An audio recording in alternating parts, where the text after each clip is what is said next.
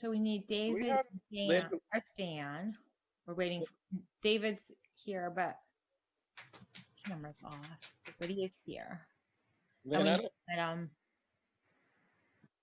Amber, I don't see the Pledge of Allegiance on the thing. Do we not have to do that because it's continuation? I'm just going to call the meeting back to order, I think. Okay. Correct. Okay, thanks. I think it's appropriate, Amber, to operate it no different than if we took a 5-minute recess. Okay.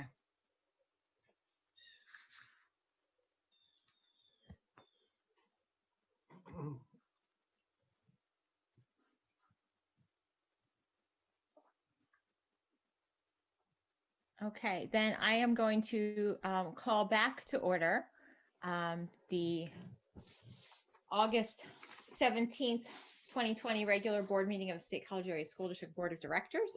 We've reconvened on August 18th, and the next item on our agenda is under information discussion. It's student learning, and we're going to start with the K-12 Music Department Health and Safety Guidelines.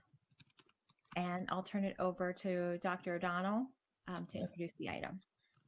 I just want to say on the front end, Molly and Paul. Molly heads up the K-12 department. Paul had done that role for quite a while, and he continues in his role heading up our marching band. I just want to thank you for hanging in there last night. Sorry we didn't get to this last night, so we really appreciate you making it work tonight for us. Paul, you got a nice background there. And I also want to thank the two of you for helping us, in particular Nabil, in May, to pull off during the month of May, that June production. And both of you did a great job, Paul, you and your twin brother as well. And I thought it was pretty impressive. And you guys were so wonderful to work with under some pretty unique circumstances. So with that said, Jean and Will, do you want to head this up, or how do you want to roll this out? Sure. I've worked with Molly and Paul on this, so I was going to just kind of do an introduction of how we started things and then have Molly explain the details related to our plan, and then we can take questions. Does that sound good? Okay. So this has gone through the safety team and several times, and Molly had been waiting graciously for a couple of research studies to come out. And so as soon as we got those, we got back on this and really started plugging away. So Molly did a lot of really great work and research on this to bring it forward. The format is very similar to what you've seen with the district health and safety plan.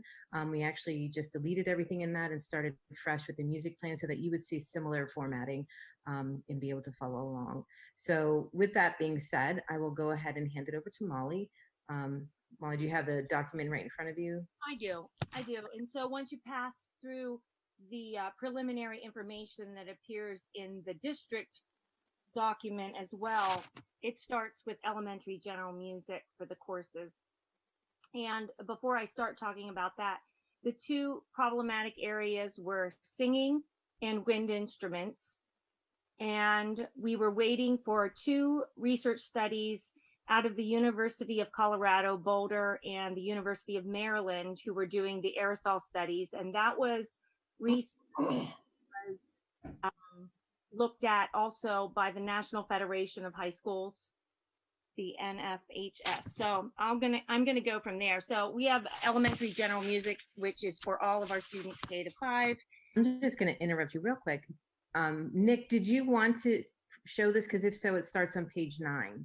I didn't know if you wanted it to be viewed by the public. Yeah, I can show it. I didn't know where we were. So if, okay. Molly, as you're going through this, if you want to direct me where you want me to show, okay. Then I can follow along so that the viewers can see it. Excellent. Thanks, Nabil. So it looks like page 9 is where we're. And for anybody that is listening, the document was on the board as a PDF, so you can get that. Sorry, there's 3 attachments. So the music department addendum, is that what you want? Yes. No, that's not the right one. Music K to 12. Okay.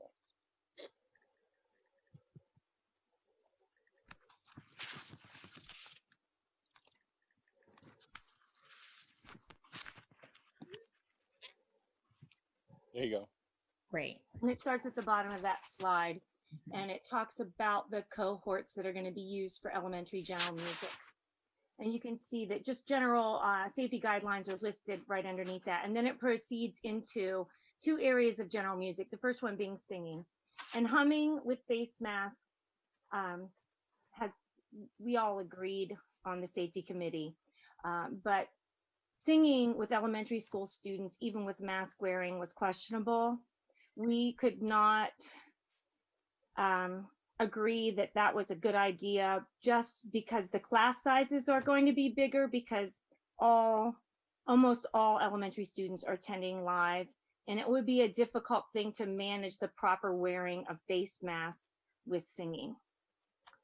And then instrument playing is listed, and it just addresses that we're not going to have any wind instruments in general music class. And if we move to full remote, they're hoping to have recorders sent home for 3rd and 4th grade instruction over Zoom, and that things will be sanitized between use. And with the cohort work, it won't be required that they have to do it as often. Could you, sorry, Molly, explain the cohort model in elementary? I am not able to do that as well as, is Deirdre in this meeting tonight? I don't think she is. Vern? You're muted, Vern. Sorry about that. Mhm. Yeah, it really came out of an idea to try to minimize,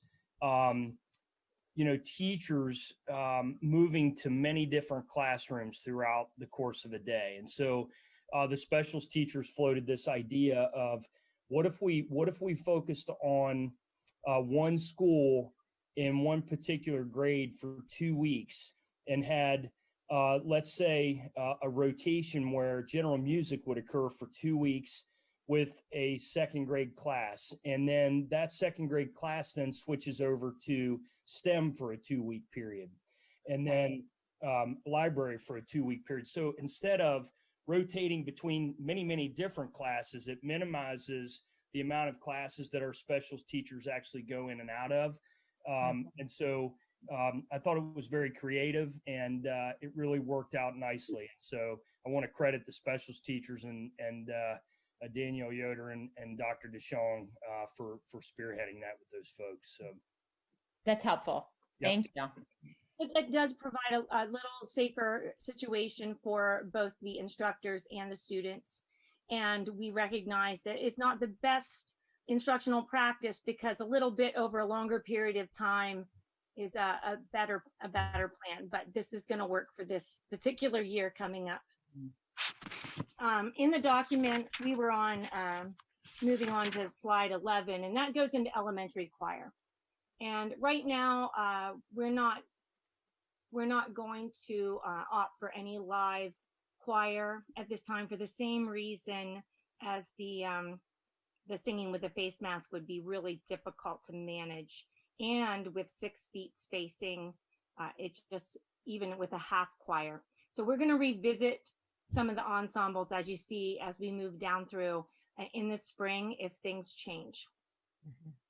The next area it moves into is middle school general music for grades 6, 7, and 8. And that's for all students in grades 6, 7, 8. And general safety, we move into singing. And the only difference here is that we are going to have in-person singing with surgical grade face masks, if available. And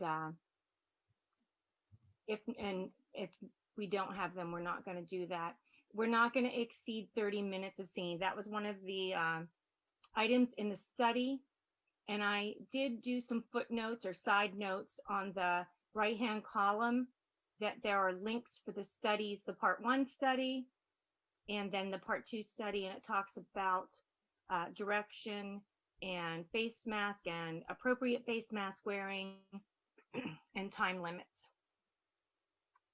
And then you can continue down. We have a lot of instrument playing in general music class, and we are trying to think of creative ways right now that we can have that happen even with remote students zooming in. We're discussing reaching out, but any instruments used in the general music classroom need to be sanitized, and we have talked about how to do that, and we are procuring some of the extra things that we might need to do that. And that tags very well with choir. Choir is one of our elective ensembles, and sixth grade choir is going to possibly start in the spring. And we'll talk about that in a little bit with some of the sixth grade ensembles. Sixth, seventh, or eighth grade, whenever they're in choir, we're going to follow the same rules. Room capacity is important when we have students together. So however many we have, we need to have the right size room. We need to be 6 feet distance, and we can have singing with appropriate face mask wearing.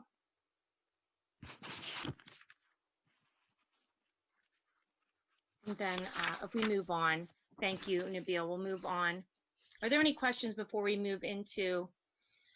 I guess I have a question about singing in general and the effectiveness of face masks for preventing that aerosol spread, because we know singing seems to be uniquely effective at creating the kind of aerosol spread of the coronavirus that we've seen, you know, that obviously out of some of the early case studies involve singing. So yeah, they did a lot of studies, and it's really interesting. I have them linked on there for you to study them. And I'm not a researcher, so I cannot explain it to you in the detail that the video, they have videos on the NFHS website that you can link to, and they will explain it to you. But you will be able to see the graphs. And they did singing, voice, many different instruments, and they had them play certain items, and they showed the level of the total concentration level. And they also looked at visualizations of people singing over periods of time. It looks different with face masks, without. And so they were very confident in saying that surgical grade face mask worn properly, less than 30 minutes, really could mitigate the problem with aerosols being spread. okay. Thank you. You're welcome. All right, the next course is on this in the plan. Page 13 goes into high school music theory classes, and that is generally a regular classroom. At times they might need to sing to work through some of the concepts of music theory. And so basic safety, again, the singing is mentioned. One thing I didn't mention, several of these, we have outside, in-person singing can occur with mask and physical distancing. So even if they were outside, it would still require a face mask. Yes. And that moves right into high school choirs. And as you can imagine, that's very similar to what I spoke about, the middle school choirs. I'm sorry to interrupt again, but looking at the size of the spaces that we have at the high school for each of these classes, I know we only have half of the students each day, so that helps you be able to spread students out more in the room. But so we do have space to have everyone 6 feet apart then. Yeah, well, Mr. Johnson recently asked for some class size information once we subtract the fully remote students and according to the alphabet. And there were several sections of different music groups at the high school in particular that were large, but they are still at capacity for the room. Okay. All right, Nabil, we're on page 14 at the bottom, and that goes on to high school rock ensemble and advanced rock ensemble. The same types of things. Humming, singing, in-person singing with surgical face masks not available, in-person singing inside not to exceed 30 minutes. It goes on. I had to address the use of microphones, and each student must have their own microphone. They couldn't possibly share, and or microphone covers, and then they would have to be cleaned in between uses. So we're going to have to work out the actually doing that according to that plan right there. And then instrument playing, disinfect in between, and it lists several items. Okay. Then we move on to elementary school instrument lessons. And the first section is really about percussion. So percussion can continue. They'll wear face masks. If they need to borrow, if they don't have their own mallets and sticks, they will have to be sanitized in between uses. And then it also lists elementary and middle school lessons for woodwind and brass. So we have two options here. And I had someone ask me about that this is confusing, but this is a point for discussion. We are asking that students can play in person, and it shouldn't exceed 30 minutes. They should be in groups of 2 or 3 students with bell covers and face masks with slits to accommodate the mouthpiece. And then again, 6 feet distancing at least between players, and it would require 9 feet for trombone. We're not able to move forward with oboe playing. The data on oboes, and I don't know why, I don't know if it's a resistance issue at the mouthpiece or they need to just retest that. It didn't appear to be safe, and they didn't have a recommendation to how to safely proceed with oboe playing. And then if there's another option, in person and not playing, and it's still small groups, face masks, and so on, and instruction would have to focus on everything that's peripheral to actually playing the instrument. So a student could take the instrument, they wouldn't be able to play the instrument, and they could discuss technique for the fingering and how to put their, if they're new students, how to put their instruments together. So we've listed both options there. Is which option you're doing, does that depend on whether the bell covers and face masks are available? Yeah. Yes. Okay. All right. Elementary band, we'll reevaluate that in spring. That usually happens in spring anyhow. And we would have to talk about the schedule. We put band and orchestra in elementary school during the day. And so there would be time technically, but we would have to discuss the space and have it evaluated and how many students would be able to participate in an ensemble for the space, what would be practical for that time, so that we have left that discussion for later. And that moves into middle school bands. 6th grade band needs to be reevaluated for spring. The 6th grade ensembles, according to the ed model that was developed and the scheduling that was set in place, because area doesn't exist anymore in the middle school schedule for this coming year only, 6th grade ensembles couldn't be scheduled. Yeah, Molly, do you mind if I just jump in and talk a little bit about that? You know, when we decided at the secondary level we were going to move to a 4x4 block, you know, that left us with the dilemma at the middle school. You know, do we continue with area, which is another transition in our schedule, and we're trying to eliminate the transitions, or do we go with a true 4x4 block schedule where kids are only transitioning to maybe 4 or 5 classes a day? And at that time, you know, we decided that we wanted to proceed with a true 4x4 block that did not have the area period in it. Now, and like I said, we wanted to minimize the transitions, but then we also wanted to increase the number of instructional minutes in each period by doing that. When we have an area period that we add, we have to reduce the instructional periods of all the other classes as well. That said, you know, when we reevaluate this, if things are going well with the virus in the future, it's a very easy tweak in our middle school schedule to just decrease each of the class minutes and add a period in.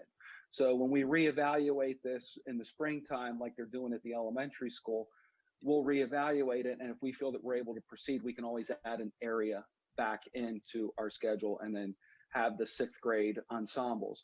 I will add though that 6th, 7th, and 8th grade all have their music lessons built into the schedule. So all those students will continue with their music lessons. It's just the ensembles that are in question right now. All right. For 6th grade, and that's because I had some questions about. Yeah, and Amber, if you like, I could talk a little bit about 7th and 8th grade now, or we could talk about that a little bit later, whichever you would like. If you want to talk about it now, maybe that'll help frame the discussion. Yeah. Yeah. Similarly, now what we did in 7th and 8th grade is we do have the band and choir ensembles built into the schedule. And we heard from the student last night who got her schedule and was concerned because orchestra was not built in. So at this point, we do not have orchestra built into the schedule, but we have band and choir built into the schedule. But as far as orchestra goes in 7th and 8th grade, we're considering a number of things. You know, one possibility would be before or after school, depending on the availability of students and their family.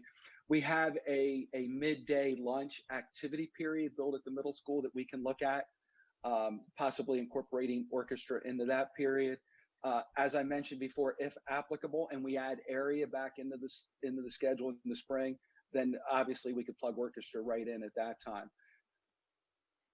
I'll get a little bit more granular. Right now in the 7th and 8th grade, the band is scheduled to be marking period 1 and marking period 3, and choir marking period 2 and marking period 4.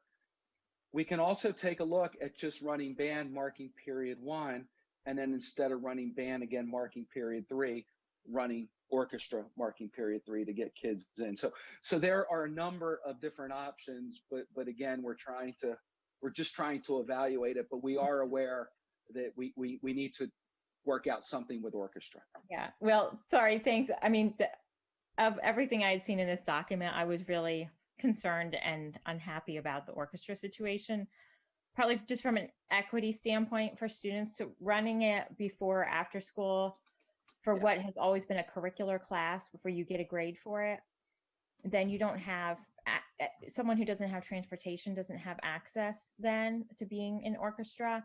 And often, you know, students who by the time they're in 7th or 8th grade orchestra, they've been working on that string instrument for a number of years already, usually. And so to decide we're going to run band and provide that experience for students who have selected a band instrument and not an orchestra instrument, I was concerned that this was choosing which kids would get to have an experience like that. Yeah, which is certainly understandable. And I would say the before after school possibility, obviously when you're looking at the equity lens, that's not a top choice.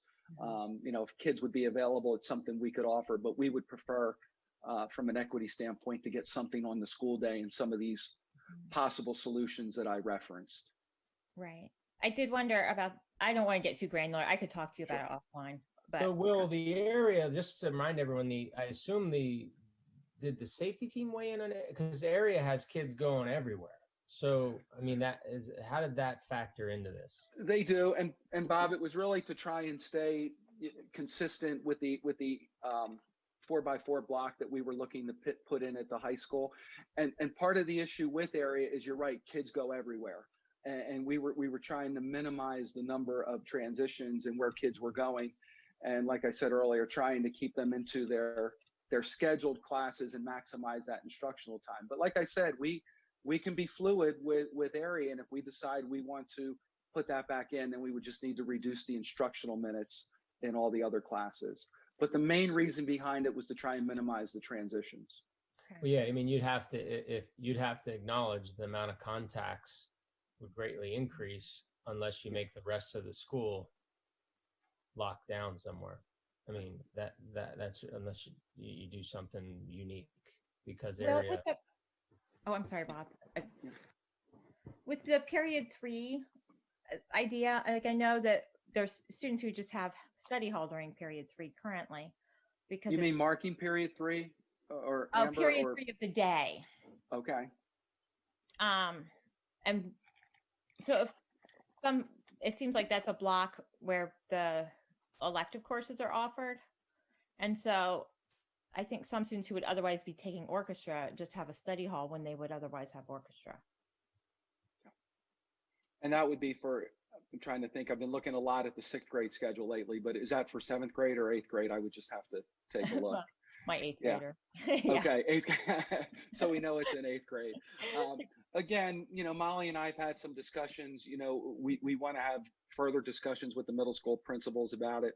I will tell you, they are really busy in the scheduling process right now because with 6th grade, similar to the cohort structure that Vern was talking about earlier, we've decided to move our elective courses into cohorts and trimesters to minimize the transitions. So our teachers have been working really hard with our administrators to make that happen.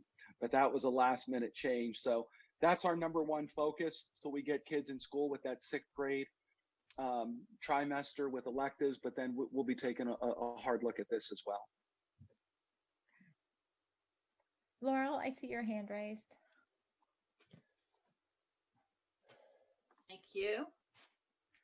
I wanted to ask if there was any thinking about what might replace the instrument for the elementary students, since we can't do the wind instruments during school.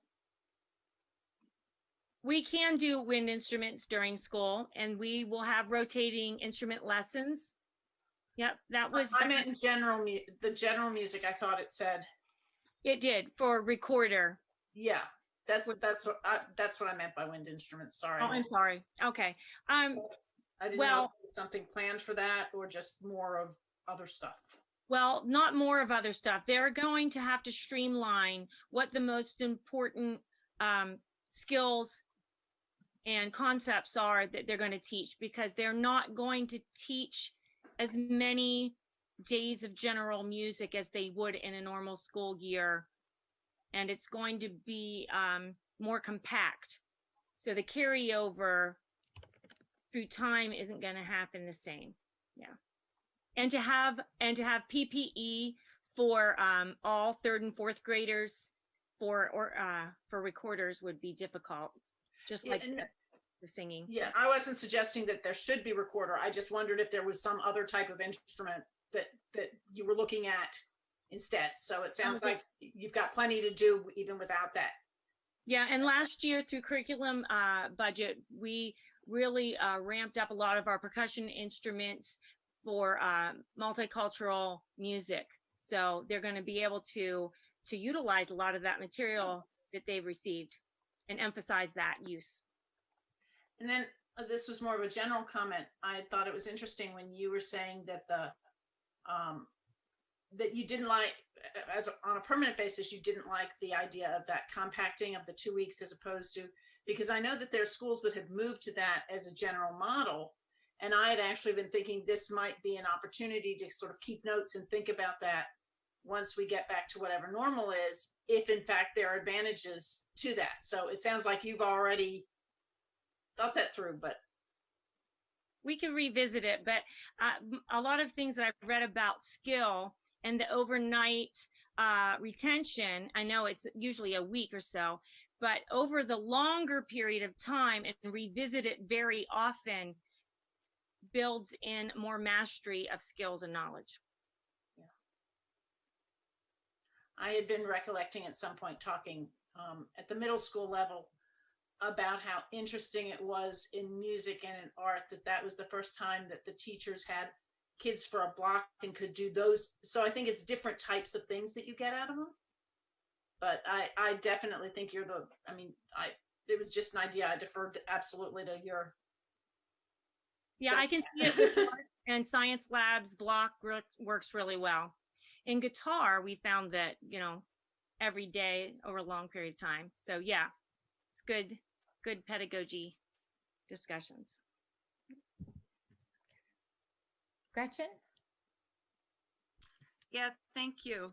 I was wondering about the humming for elementary students, and just in terms of knowing elementary students pretty well.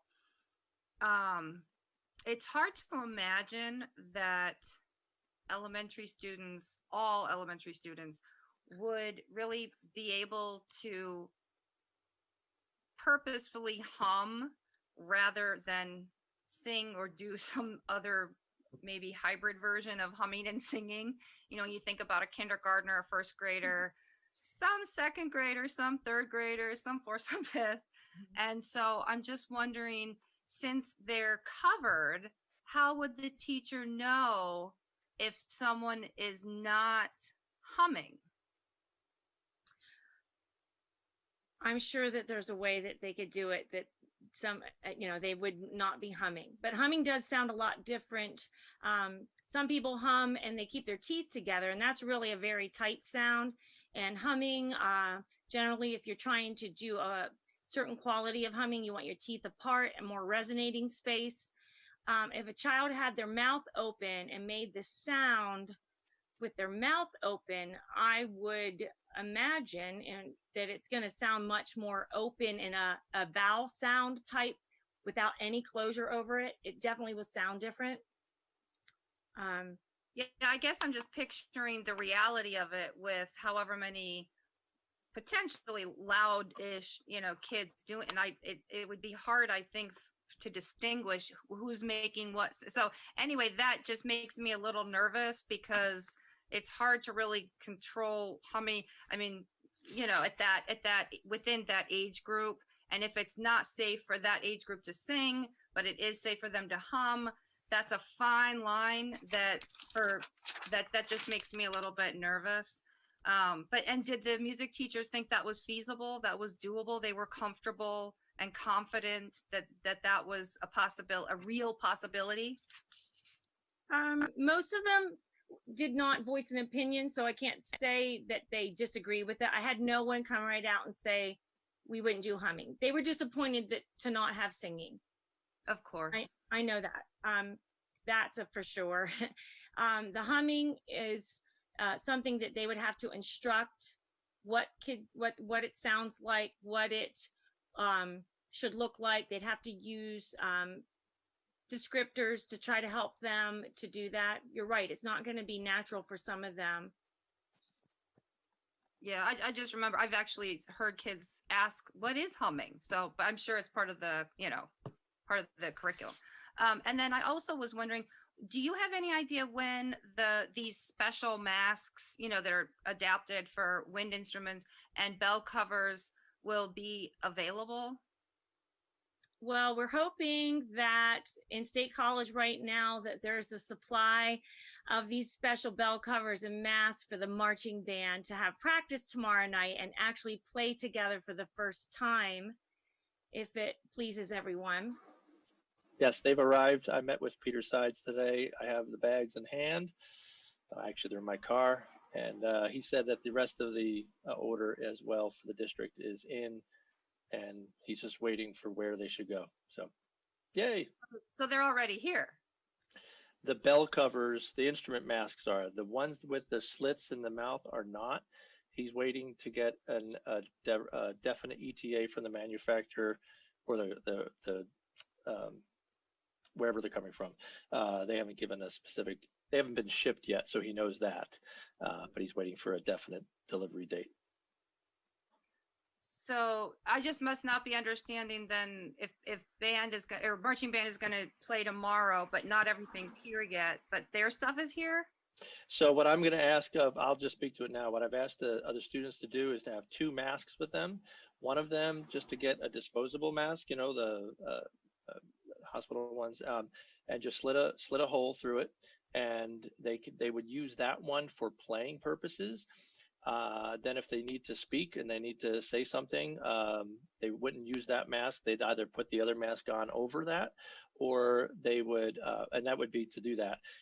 If they're not playing for normal wear, they're just going to wear their other mask that they're currently wearing now, that they would have. So they're going to be bringing 2 masks with them until we get those special ones ordered that are coming in. Okay. So that'll allow us to do that. To actually be able to play, because when the instrument masks are here, we'll have the slotted ones that they'll make themselves, and with the direct instructions, that this is only for playing. And if you want to speak, if you have a question or anything like that, then you have to put the other mask on, and we'll help monitor that. And this is all with the understanding that it will be approved. If it's not approved, we know we're going to be using those bell covers anyways, eventually knowing that COVID's going to be here for a while. So we felt best to move forward with that, so we weren't delaying anything, that we could start right away. I don't know, Gretchen, if that was one of your confusions or concerns right there. Yeah, it's my question, that question was answered. I guess I just have one more question, which is, I'm going to echo what Amber said about orchestra, that it does seem that it's not equitable to offer that experience to students who have chosen band instruments, but not to students who have chosen string instruments. And I'm wondering, I mean, Will, you had said that that will be addressed, and I'm wondering, is that going to be addressed in time for the fall semester to start so that orchestra students will have that experience? Or is that time maybe not happening by August 25th? Yeah, I can say with certainty, Gretchen, we will not be able to start kids in that experience. It may not be until the second semester, but we will get it in the day. We will work it out to get it in the day.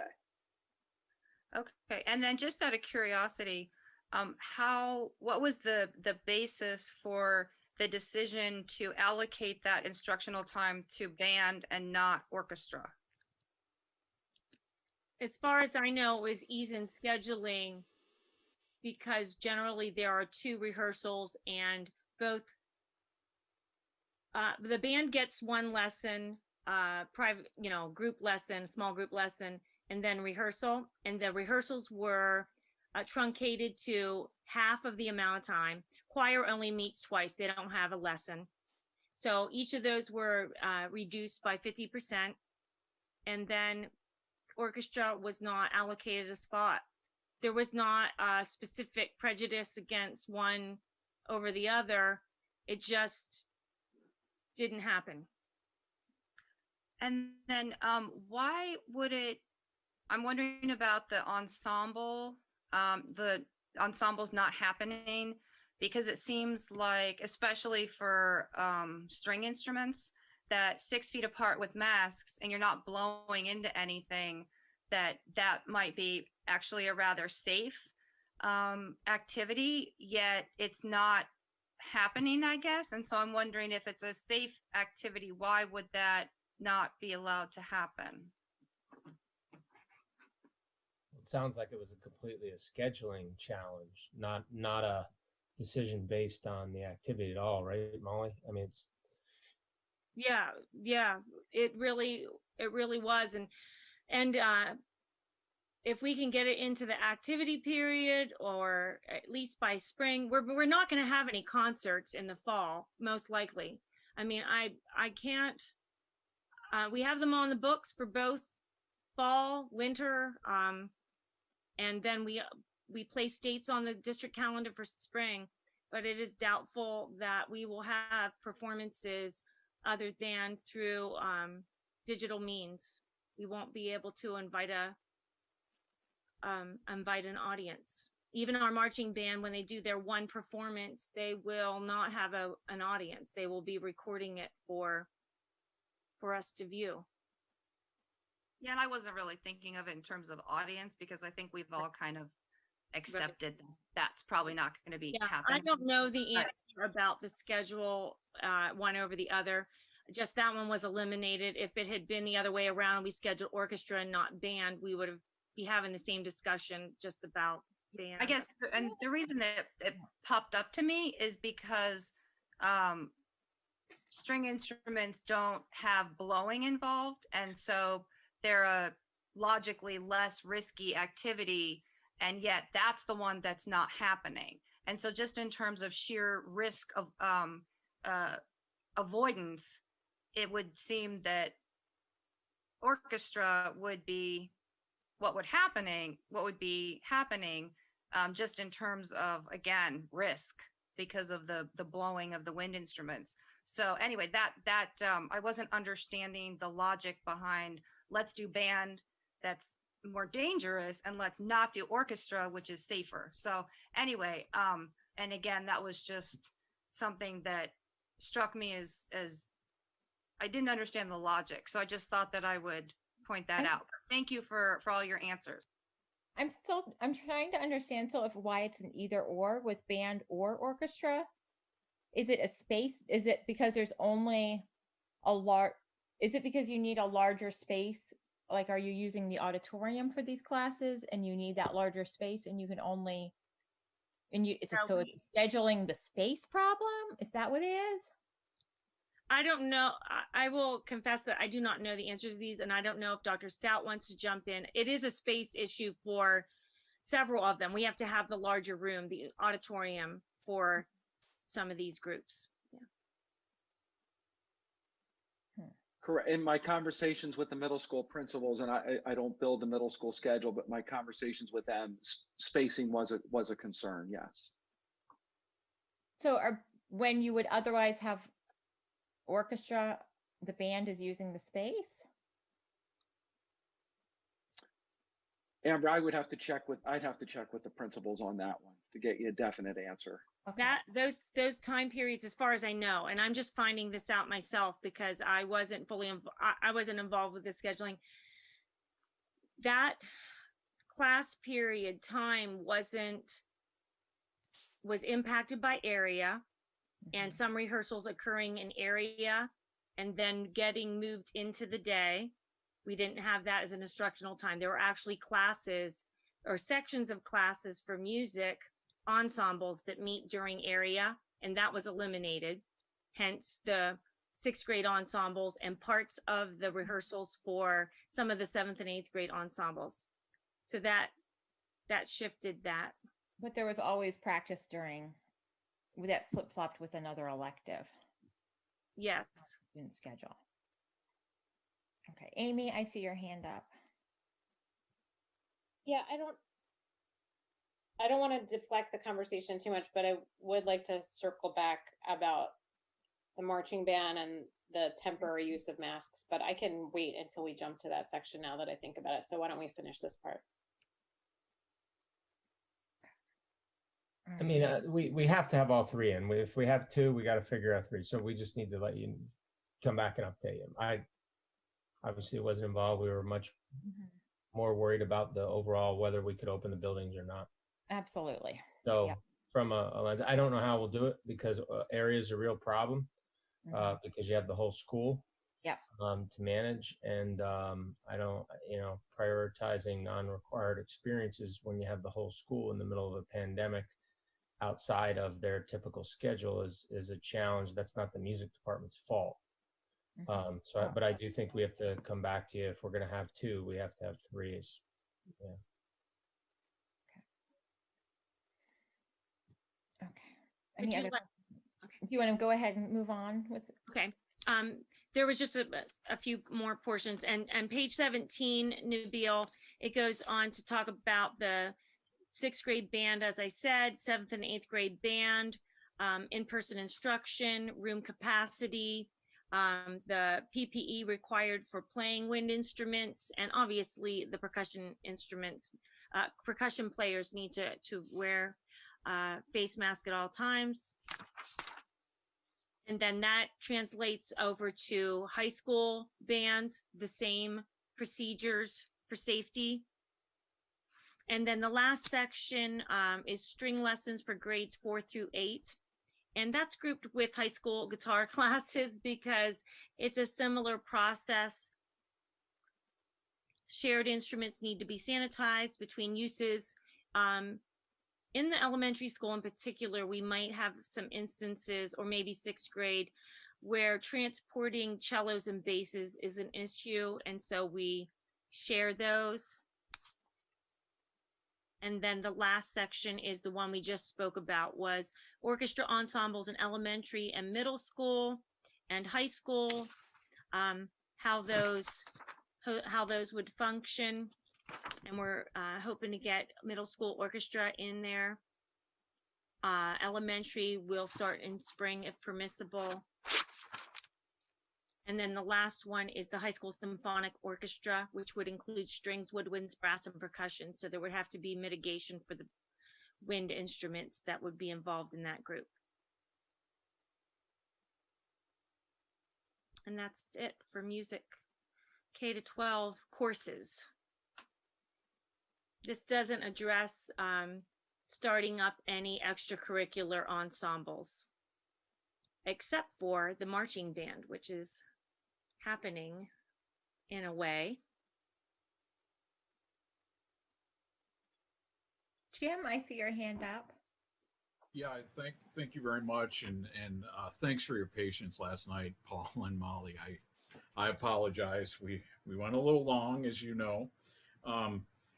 So Molly, you mentioned something that was pretty interesting about the incorporation of remote students, and I, obviously there's technical challenges there, right, with delays, and so it's hard to sync people up, but so that, and I don't know if it's any better on Google Meet because it uses less bandwidth, but I see the challenges there, and that's kind of unfortunate in terms of incorporating our remote students. So I just that's sort of the comment that I would make, and I guess the other thing is too bad all of our remote students aren't wind instrument players. So we could work it out that way.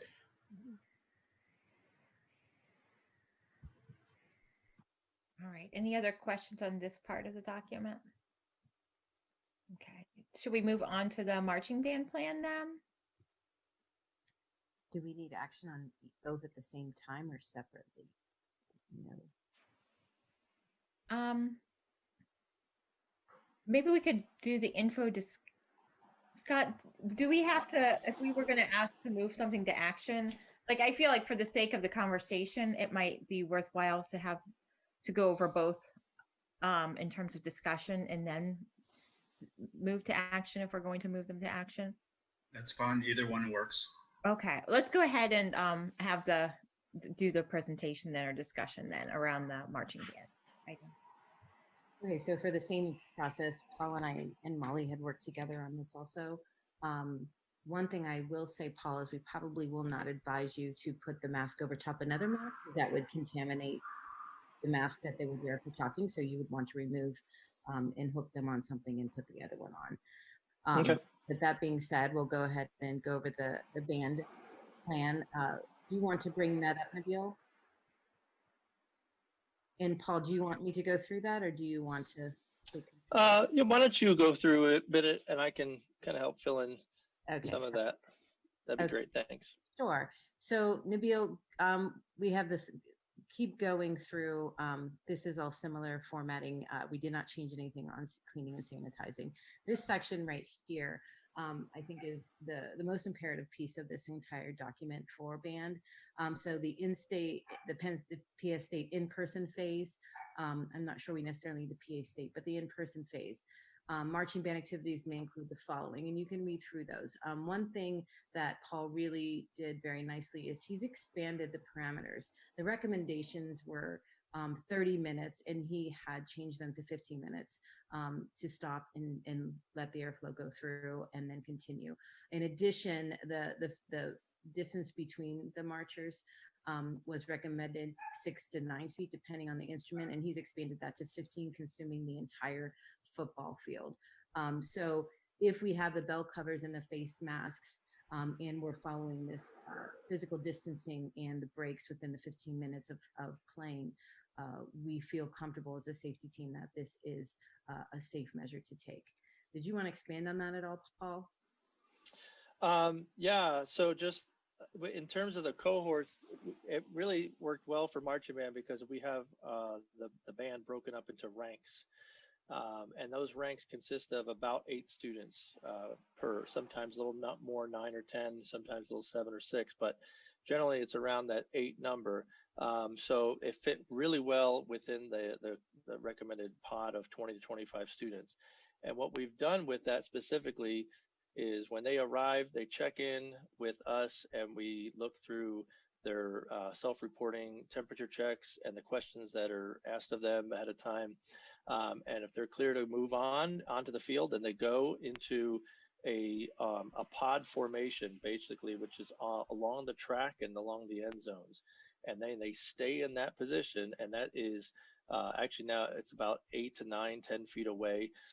That's where they're going to put their cases. They're going to put their water bottles. It's going to kind of be their stationary place to be.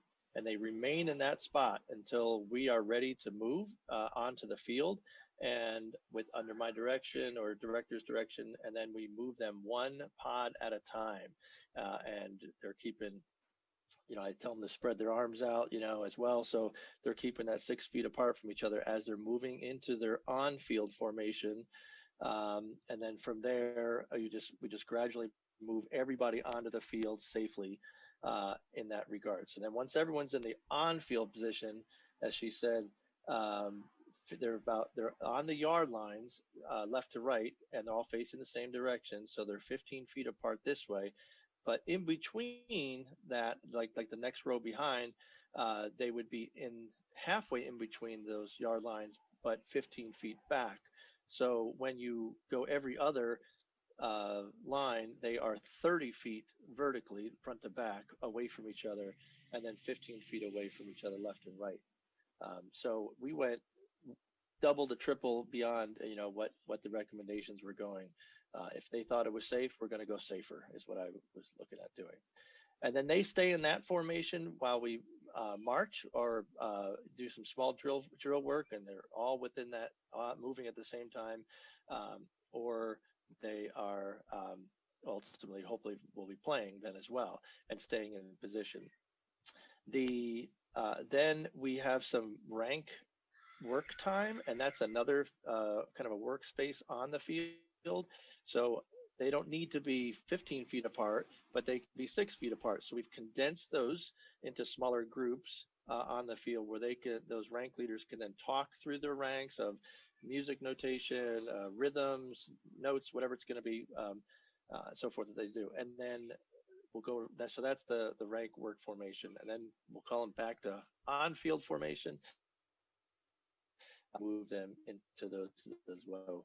We've really kept everything very controlled. It's like super hyper controlled, but they love it. They're so excited, and they're so grateful to be together and see their friends. And I can't tell you how many kids have just come up to me to tell me that. So that's a little bit about that framework, if that helps. Awesome, thank you. Yep. Do you want to move down a little bit, Nabil? Amy had a question. Oh, I'm sorry. Go ahead. No, that's fine. Do finish the document first, Okay. and then I'll ask one. This is relatively smooth throughout the rest of this. We did continue to maintain what we've been doing for the summer workouts with the screenings. And Paul, do you want to explain a little bit of how you've managed to control that and how students self-screen and before they get on the field, and you check that off as they come on? Yep, Doug Shunk, one of the assistant directors, helped kind of duplicate basically what athletics had in terms of the online form. So name and area or position in the band, and what their temperature is, and then goes through the series of questions. If they have at least two of the different symptoms, and so forth, they have to answer no to the certain amount of questions. And if they can answer all no to all of them, then they're clear to come. If they and it will give them a new page that says you're good to go, basically. If they're not, then it will send them to another page to say do not come to practice, basically. So then they need to stay home, and that's what they do ahead of time. And we ask them to do it just before they arrive to rehearsal. So we ask, within the hour would be helpful. And then when they get to like I said, when they get to the field, what I've been doing is have just a pop-up tent and different corners of the tent. It's a 10-foot tent. So there's 10 feet between the different stations. We break up the alphabet A to G, H to O, and P to Z. So they would arrive to that corner of the tent and then be checked in by our drum major and Mr. Shunk, Mr. Nelson. And then they go onto the field into those pod formations. Awesome, thank you. Has the Yeah. cleaning been going well too this summer? Like, do you want to talk a little bit about cleaning the drums and how that's been going and the other equipment? Sure. What we asked all the students to do is to take their instrument home and bring it back and forth. So there is nothing really. There's one instrument. I think one of the largest bass drum is coming in, and Mr. Shunk is cleaning it beforehand and cleaning it afterwards. So that's being taken care of too. We have an equipment team. We have small teams of student leaders. The equipment team helps set up the drum major ladders. So that's sprayed down prior by me, sprayed afterwards as well. So, and that's left outside. So that's free to be from the outside air. But everyone else has their instrument, so they're fine. The remainder of the document then just goes into the COVID screen, what the signs and symptoms, when they can return. So similar to the other documents that we've seen. So from this point, unless Paul has anything else to share, we can take the questions that you have. Okay. Amy? Yeah, sorry. So I've been struggling. While you were talking, and I was listening. I went from the document that you provided about marching band, and there's a link there for. Let me find the page a second. On page 9 about the aerosol emission study, but that link goes to like a template page when they were launching the study, and says, that the goal was for them to develop guidelines, and then I'm trying to find that result, and in trying to multitask, I can't do that. Yep, it's So actually, sorry, go ahead. That's okay. This link talks about what they're going to study, but it doesn't quite get to the findings. And the reason I was searching for the findings was Paul's comments about a temporary fix for not having the special slitted masks really gave me pause. So I am not a music family, but I've only mildly seen this pop up through social media and other things. And the ones that I've seen that are especially designed for instruments kind of have an overlapping envelope. So they kind of weave they're playing trumpet, it's woven through these two spots to their mouth. And it creates kind of a seal around that portion of the instrument, at least for, say, a trumpet. That's the one I've seen most commonly. And so to suggest to our students that we can cut a hole in a surgical mask and achieve the same kind of result is not parsing out for me. I think that's especially asking students to cut paper masks and have the same kind of situation. I just don't see that that's comparable. So unless the study has given directions on how to do something like that versus the commercially made ones that meet those kind of standards, that's a bit concerning to me. I know that the band is so eager and I so want them to play very much, but to just revert and say, well, we can pop a hole in a mask and that's going to be comparable, isn't very scientific or evidence-based. And so I would need to know more about it would be great if we could post the guidelines that actually came out of these studies, because the link we have doesn't seem to go there, and I'm not sure where to find that. And hopefully the team has actually looked at those results. So it would be helpful if someone could answer that, or we could look at that. In the K-12 music document, you can find the links for both parts of that study. Okay. Round 1 and round 2. I just dropped them into the plan. Okay, yeah, I'm sure it was just an inadvertent hyperlink. I totally get that you guys are creating this huge document at the end, and I was trying to answer my own question while we were talking, and I couldn't find it. So I have to ask that question, how does what your suggestion, Nepal, is compare to what the guidance is about the slitted masks? Because personally, I wouldn't find that comparable. So when I heard the director of the study, the gentleman who headed it up, I'm losing his name for a second. When I heard him speak on this, when he shared it back in July, he just said a slitted mask. And then there were vendors that basically came from that and then created these designs, the overlapping, and so forth. But they basically, from what I understand, which is, I wasn't there in the study, but just understood that they needed to just slit that to fit their mouthpiece, and they could fit that in. And that itself provided better mitigation than playing without a mask. So I felt this was in line with what he was presenting as part of that study and heading up the study.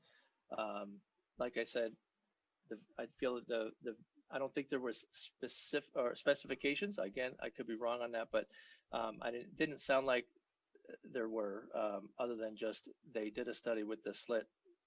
Again, that's Okay, all. I think it would be good to check on that because most scientific studies would have specifications about how they did it because you have to have consistency from test to test in order Yep. to be certain that your results are reliable. Yep. So I guess that. But I don't think if I remember correctly, I don't think the study was a slitted mask with a folded overlay. In other words. Right, I understand what you're saying because those weren't Okay. available at that time.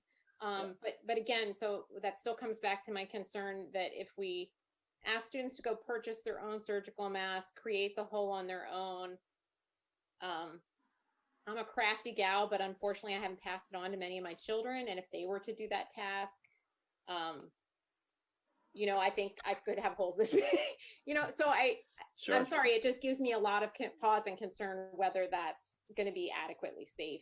And it'd be good to see how they did it in the study, because most studies are very specific in telling what they did to the apparatus. So Do we have any idea when those masks will be in?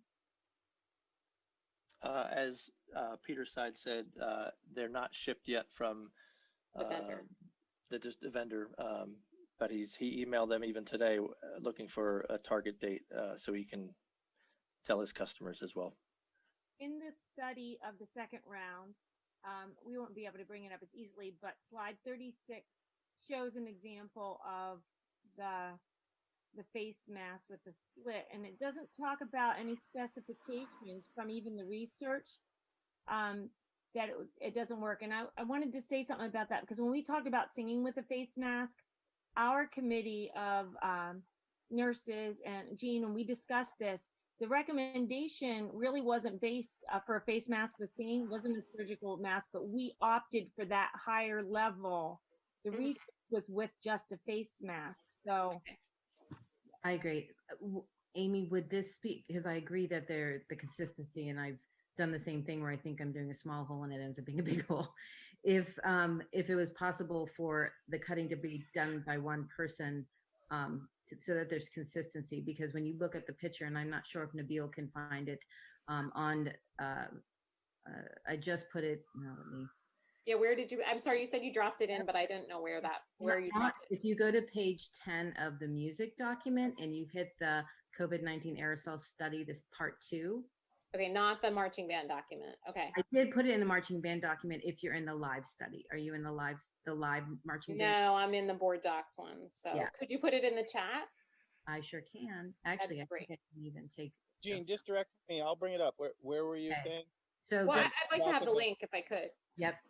Our viewers might want to see it. So go to the aerosol study on page 10. In the second block on the end, you see COVID-19 aerosol study in FHS part 2. Part 2. Okay. Click on that and go to page, and what did you say, Molly? 30, slide 36.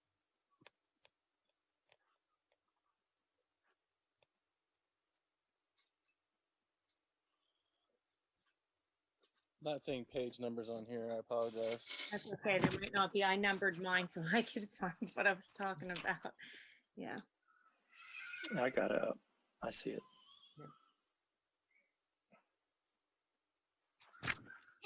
Yeah, I mean, it looks like I can even, or one can even just put a regular that mask on, and then take a pen and trace the center of their lip line right out, and they have a cut line. Yep, that's exactly it. So you can see it. It even looks as if that's what they did. There's probably prior to, then someone decided to make money and make it a music mask, probably. So if we can find comfort with that and some consistency with the whole, is that something we're comfortable if we approve that band can move forward tomorrow? I think is a question the board needs to decide.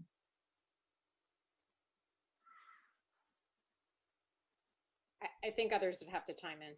Yeah. I think students would need some really consistent, clear instruction on how to do this. Mm-hmm. Or maybe if they could be provided to students already. Mm-hmm. We can do that. I can get them tomorrow, and if you want me to, I can do all 150 of them if I need to. So That might be a little better than having the kids do it. I'm sorry, Paul. Yep. No, that's fine. Now, anything to make you feel comfortable, the students to feel comfortable, their parents to feel comfortable. That's been my whole thing this whole time, which is why we went with those extra spacing distances.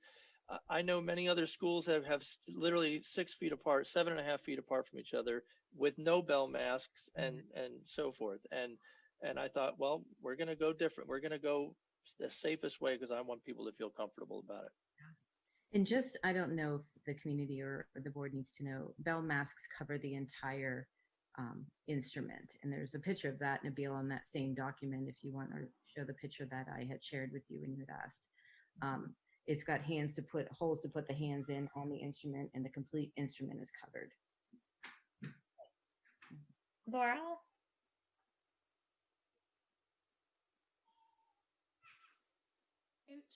Hi, thanks. I wanted to check with something, and now, of course, I've misplaced the page. It is page 10, I think. I was wondering about the travel. There isn't going to be no travel for band. They will not be. They're going to do a performance, probably that will be videotaped and shared with families. They're not going to be performing at events. There's no spectators, and they would be considered spectators. So there will be no travel at this time. I'm sorry, I heard the word spectator. They're considered spectators, and right now PIAA is not allowing spectators. Of course, we're not sure where PIAA is going to go as far as competitions. So we know from the band standpoint that that's not going to be a halftime show. And so we are working on more of a performance that they can put on for families, and that probably would be videotaped and shared with families. Is that correct, Paul? Is that kind of the path you've been taking? That's exactly it. In fact, we're looking, if approved, to be able to get that within the next 2 weeks, and then be able to put a cap on that and maybe hit pause just to see where things go as school starts up. And but we were hoping to get something in and completed before, and if we were to get shut down and go remote where we couldn't then for a long time. So I think our plan was very successful, and kudos to Matt Nelson, our assistant, for coming up with some of those ideas creatively to kind of shorten the length of the season, get a finished product in for the kids, make them feel good about something, and kick off this year as best we can. Okay, I guess, if you're comfortable with that, I can live with it. To me, the idea that the PIAA would say, well, athletes can travel, but the band can't, when at least for some of us, that's one of the highlights of games, it kind of struck me. And I'm immensely proud of your coming up with something to give the students this experience. Thank you very much. Yep. Yeah. Well, with the 250 limit at an event, and the band is over 150, 175 people, of those remaining numbers, who was going to come to if you even approved an event up to 250 people, who would come? We'd have to say what, senior parents only, or whatever it might be. So it starts to really put people in different corners I don't think we want to be in. So this just makes it fair and easy for everybody. Sanitation purposes for a large event. In that way, we can record it, we can publish it, we could do Facebook Live if we want to. So we have some options there. Thanks, Paul. Thank you. Yeah. Gretchen? Thanks. Sorry, I know I already spoke, and so I'll keep this short because I just had a couple other questions pop up when listening to this. And I just wanted to preface my question by saying that clearly what the weight of the potential risk of something going badly is on our shoulders. And what we're, I think, trying to do is avoid like a potential super spreading event here. And we fully understand how eager the students are to get back to marching band and seeing their friends. And we're all feeling that. And so there's complete empathy. I do not want to be in this position. This was not any position anybody ever thought that any board member would ever be in, but here we are. So I wish I weren't here, but now the weight of this decision is on us. And so I'm just trying to give that lens to everyone, because we know how badly the students want to get back to this. And what I'm wondering is, Jean, I think it was you that said, so if the board's comfortable with this cutting the mask, then we can move forward and they can play. And that just turns us into the bad people if it turns out that actually that's not safe. I don't know if it's safe or not, because I am not an infectious disease expert. And so I'm wondering, rather than relying on board members who are not infectious disease experts, could we ask people who have the background and the education to make that, to tell us what their thoughts are in terms of, is this okay to cut a mask and then play an instrument outside 6 feet apart? Is that safe? Because if it's safe, then great. But if it's not safe, then we don't want to put students at risk. So I hope that makes sense. It does. And that's exactly what the safety team did, Gretchen. That those studies did exactly that. They did test that with the slit of the mask. And they do approve that. My apologies for putting the weight on you. That wasn't really what I was trying to do, in the sense that approving the band overall, taking action on improving the process, that we can move forward in that direction. I see it similarly to the mask study. When the mask study came out, we decided that gaiters were not an option unless they were two-ply cotton, based on the study. We have another phenomenal study just solely around music and aerosols, and it's a good study, and that's, the safety team had gone through that. We met actually 3 or 4 times on this to make sure that we had the information. Molly paused us several times and said, let's wait 2 more weeks till we have the conclusion of the study, because initially we had nothing. We did not have music or singing or band or anything. And in fact, Paul was going to be out on the band, just marching around with make-believe instruments just to be out there with the kids. And so we were excited to get this. And we feel as a safety team that this is, the safety precautions are actually larger than recommended. And they really taking everything very seriously and have put all these mitigations in place. So the safety team did go through this and do feel confident behind it. Yeah, Gene, if I could just add.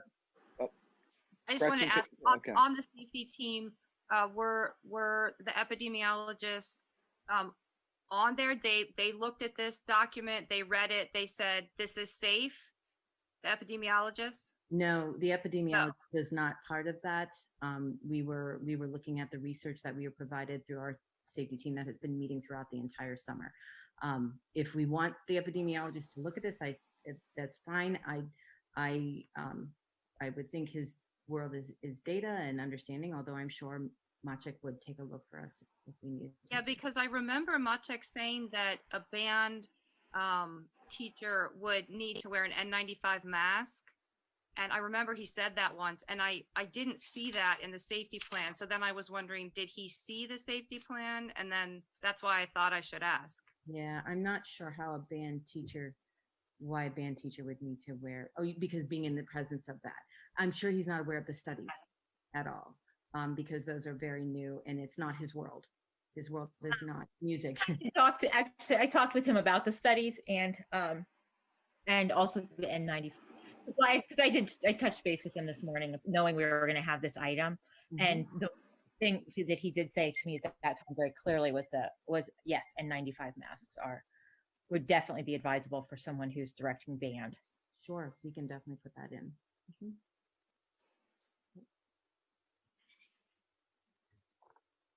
Okay, Amy. I'm sorry. Jean, did you have something you want to add? I just knew Will was trying to say something. I was just. Yeah, that was my next one. Is Will, was there something you wanted to add? No, the only thing I wanted to add is I just wanted to commend Paul, because they're following their summer optional plan right now, where they're not playing any instruments. And just last week I was at the high school and made an impromptu stop at their band practice, and they were following things to the T. I mean, every student, all 150 of them had their masks on. They were more than 6 feet apart.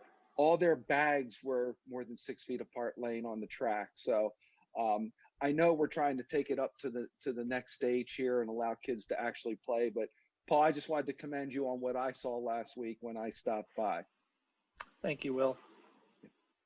Well, I commend the kids. I commend the kids. Really, they're motivated. They want to do this. They want to do it right, and they've been great about it. Their attitudes have been super. You know, there's been no issues with wearing masks or keeping the social distance, and just kudos to them and the student leadership as well. That's awesome. It's, you know, that's a pretty large group of kids who haven't got to be together in a long time. So it could have easily been chasing cats. So that says a lot about you too, Paul. Well, thank you. The only thing I was going to add, since you did share the document from this study, and I skimmed through, and I apologize, Paul, you may have said this when you were talking about how you were running through your practices, but I was looking for the document, so I might have missed it. But I don't see it in our safety document, but they do have a recommendation a little bit about time of playing and then a break. It does say that it needs more study, so I'm guessing that they have limited data for that, but they had a recommendation of playing outdoors for 30 minutes and then a break for 5 minutes for aerosol to disperse. And I'm guessing with your marching and formations, you're probably taking breaks like that anyway, but is that something that we can or should include in the document? It's actually in there. Did I miss it? I'm sorry. That's okay. It's on page 9, and it's actually, we did 15 minutes instead of 30. So he actually cut that even shorter to make sure that we had even extra safety in there. Okay. Mm-hmm. Yeah. I saw the not remain in one place for more than 15 minutes, but it didn't say much about the duration of playing. But I guess if you're moving, you're only playing for 15 minutes, but it didn't. So that was confusing. So that's why I was confused. I did see that. Yeah, thanks.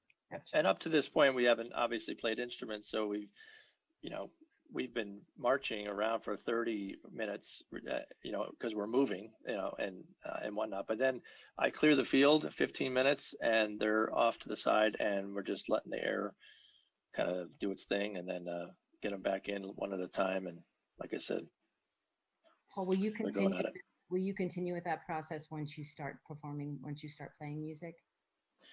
Yeah. So we're looking at, I mean, if this moves ahead, we would look at tomorrow night. We're looking at Thursday night. You continue with the 15-minute breaks, and because I'll add that performance piece in here so that it's explicit in the document. So yes, absolutely. I think it would be very good to have 15 minutes in there again, to clear the air, make sure it's cleared.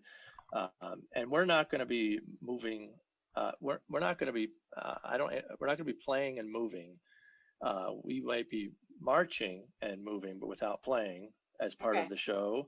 Okay, but when we're playing, we're just going to be at a standstill and just play. So all of that aerosol will kind of go accordingly to the study, as in one direction, facing forward. So, like I said, they've talked about that whole trailing in somebody's running trail, and so yeah, you wouldn't want to be marching behind someone. So thanks. That's helpful to know. Yeah. I added that into the document, Amy. Thank you. Cool. It probably was essentially there, but it wasn't super explicit, so I was confused. Thanks. You're right. I would think the advice about N95 masks for band directors at all levels probably should be in the document. And then it might be a good question whether or not that applies to choir directors. Okay, let me. Well, then orchestra too, probably. Right, but I guess it's the particular aerosol effect of singing and of wind instruments. Okay. Could there be an accommodation if in the lesson groups? I don't know. Are we thinking outside the band directors would need N95s or just inside? Macha had asked me, was this indoors or outdoors? And I said, explained that the marching band was outdoors. That still, with the sheer number of people playing instruments, he would suggest that. Oh, and he knew that they would have bell covers and masks? And he read the study. He was familiar with it. We could double check with him the circumstances, you know. Mm-hmm. I will go with whatever's best for the teachers. Is it possible that this is one of those situations that the face mask with the face shield would be adequate, or was he really specific about N95? We didn't talk about the other combination. Which is considered to be the next best thing to an N95 is the shield and the mask. Right. The concern was just the potential high level of aerosol. Mm-hmm.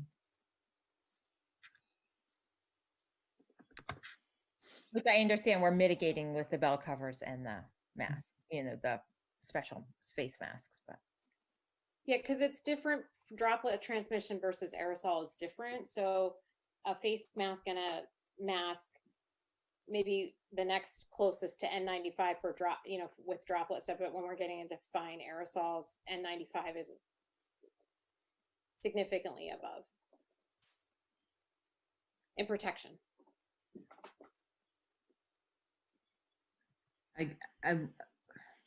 The clarity around this then is going to be for all people then on the field who are not performing should have N95 masks, or because you have a band director, you have assistant director, you have.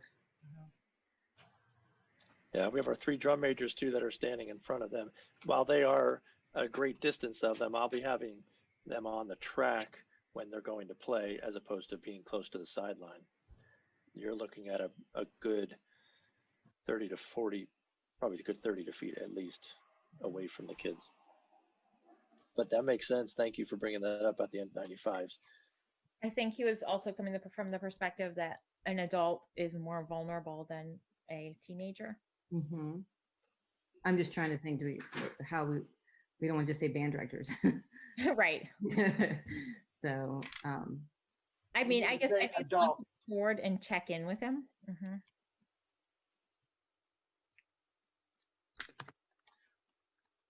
Okay. 95. What about the members of the band that aren't playing an instrument with their mouth? As in the percussionists. And what about band front? And I was just going to say in the band front, right? Now, the band front are part of, let's see, I have and I can position them differently, but right now I have the majorettes in front of, like off to the sideline. I have the silks, a dance team off to the left side of the whole group, and then the silks in the back behind at the back corner of the band, kind of in line with the percussion in the back. Paul, are the band front and percussionists facing the same direction that the wind players are? I have everyone facing the home sideline.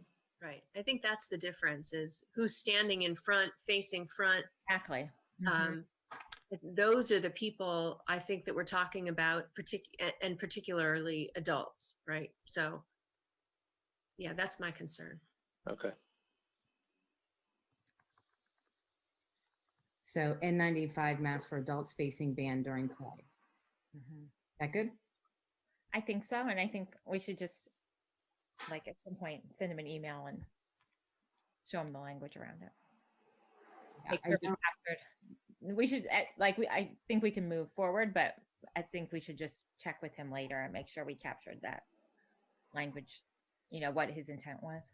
Right. And then in the music department, we want teachers who are teaching band and singing should have N95 masks. Or we're going to say surgical masks with shields. It seems like band is more risky indoors than outdoors. Mm-hmm. The numbers are not as big, and we still have the mitigation measures that, when you look at the study, are very comparable to speaking. Well, I think that teacher is going to be safer with the N95 mask. It's just availability of that.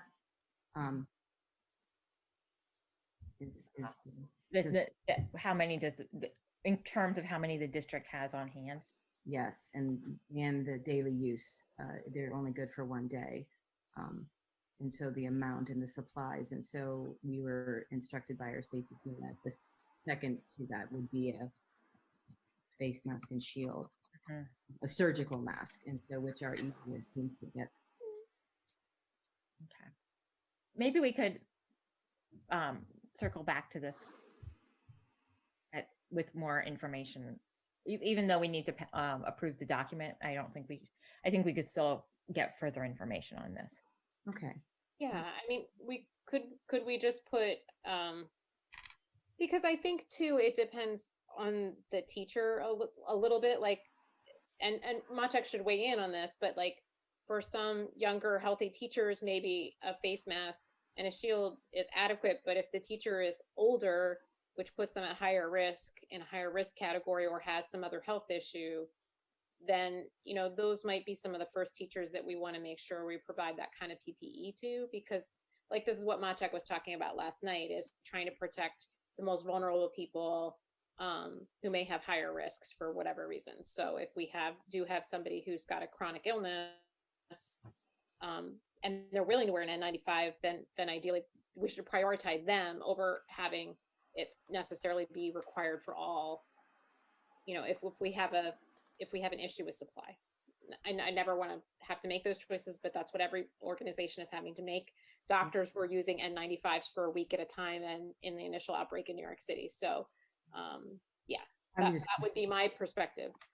I was just kind of struggling where to note that in the document. And so I wonder if we could just, Jean, put something like higher level PPE for these teachers as you know, medically recommended, or, you know, and then we could get more feedback from Maciek, but you could just put something general about, you know, more vulnerable category teaching staff, you know, will have access to higher level PPE or something like that. So absolutely. Just go ahead, Jean. I was going to say higher level PPE for music teachers instructing singing and band. And then if we don't have these supplies, they just won't be doing singing or band. Is that? Yeah, I mean, if it's not safe, then we can't do it. But I think the higher level PPE, just so the board knows, we are prioritizing that for higher risk employees, both professional and support staff. Can I also add, if we have a couple of students who are of special needs with, like in our drum line that Jenny Lee works with, should they also be wearing an N95 mask? And I would rely on their team to make that decision based on their physician's recommendations. Okay. So they may require that, but that's where I would go with those. Okay, thanks. There are definitely some of those students that fall in high risk categories. Mm-hmm. Yeah.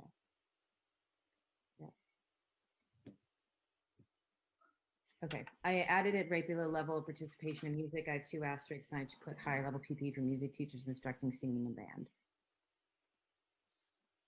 I'm comfortable with that. And then in the music and in the band one, I have under in-person phase, I have N95 masks for adults facing band during play. Okay. Okay. Could I just echo Bob's brief remark that, you know, if we don't have what the teachers need who are in those higher risk positions, then it just doesn't happen. Can that be okay to say that, you know, if a band director needs N95 masks and we don't have them, then band is not practicing that day, or something else has to happen. I'm not comfortable with anybody having a lower level just because we can't supply them with what they need.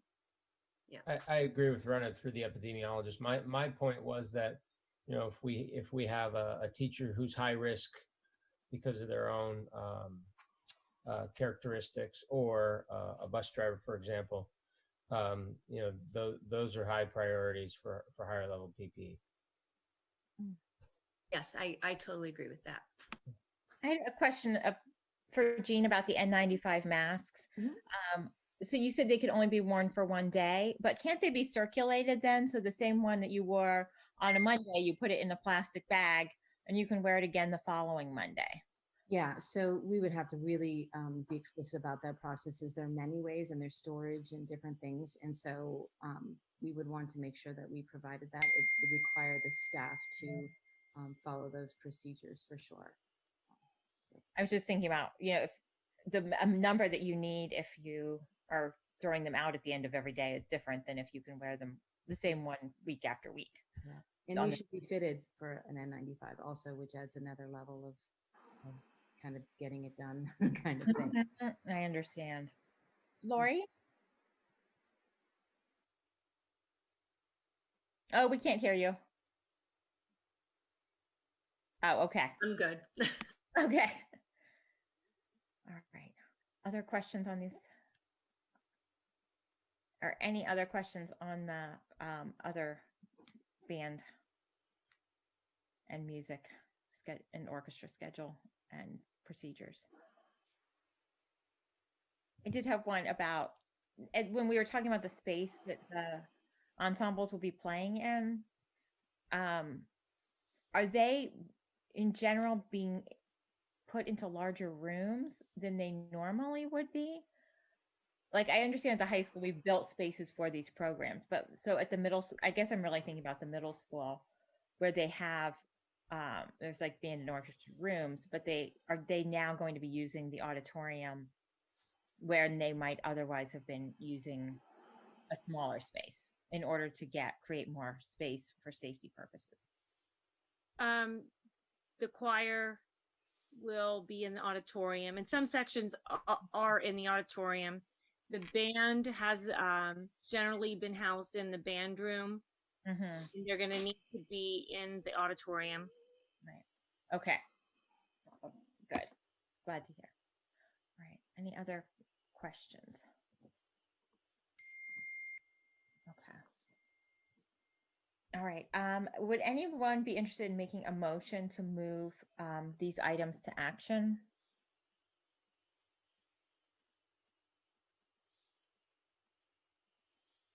I thought I was muted and I wasn't. I'm Oh, happy to make a motion to move these to action. Leah's second. Okay, that's been moved and seconded to move both the K-12 music department health and safety guidelines as well as the marching band health and safety guidelines to action. And I think we'll vote separately on each of those, but I think we can move them in one motion. Okay, so there's been a motion and a second. Is there any discussion around moving these items to action? Okay, then we'll have do we need a roll call vote then on moving to action? I think we usually do. Yes. Okay, we'll take a roll call vote then. Mr. Leos, Yes. Ms. Sidney, Yes. Dr. Bader, Yes. Ms. Bedell, Yes. Ms. Brandt, Yes. Ms. Concepcion, Yes. Dr. Duffy, Yes. Mr. Fazard. He's not present. Oh, that's right. He's not here. Mr. Hutchinson. Yes. Thank you.